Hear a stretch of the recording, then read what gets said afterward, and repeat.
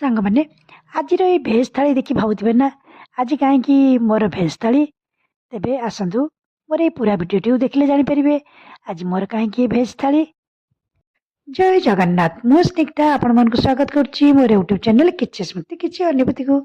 सांग मैंने काली एकादशी थिला मु दशमी आउ द्वादशी रे एकादशी व्रत करिथिबारु मु बिना पियाज रसुण रे अरुआ अन्न खाई थाए। जेहेतु काली एकादशी थिला मु केवल सागु खाई रही तेणु मोर आज इच्छा होता किसी भल करी खाइया पाई किंतु ता तो बिना पियाज रसुण खाइया पड़ो तेणु मु भेज फ्राइड राइस प्रस्तुत करी। गाजर बीन्स कैप्सिकम फुलकोबी पकई मु मोर भेज फ्राइड राइस टी सांग मैंने देखते प्रस्तुत कर देछि। तापरे पनीर प्रस्तुत करछि आ पनीर भी केवल अदा टमाटो जीरा गुंड दे प्रस्तुत कर देछि। मोर फ्राइड राइस आ पनीर प्रस्तुत हो गला झील मोर सालाड प्रस्तुत करछि। ए सालाड प्रस्तुत होका आमर झियारी बड़ झी आसी शुणी से मध्य चली आसी।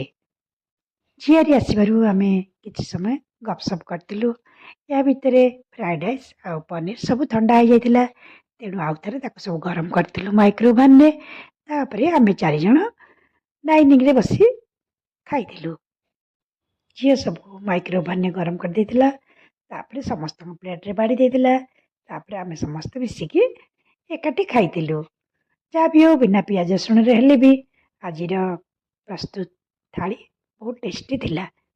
तापर मिसिकी खाइबार भी मजा गोटे थाए नियारा। सांग माने आज तो द्वादशी रे मोर बिना पियाज रसुण रे थाली देखिले आपण माने हमर ए वीडियोटी आपण मानकु केमते लागला जदि भल लागला सांग माने लाइक करिवे आ कमेंट्स करिवे आ नुआ होइतले प्लीज सब्सक्राइब करी मते आगो को जीवाकू साहाय्य करिवे। एतिकिरे रहली जय जगन्नाथ।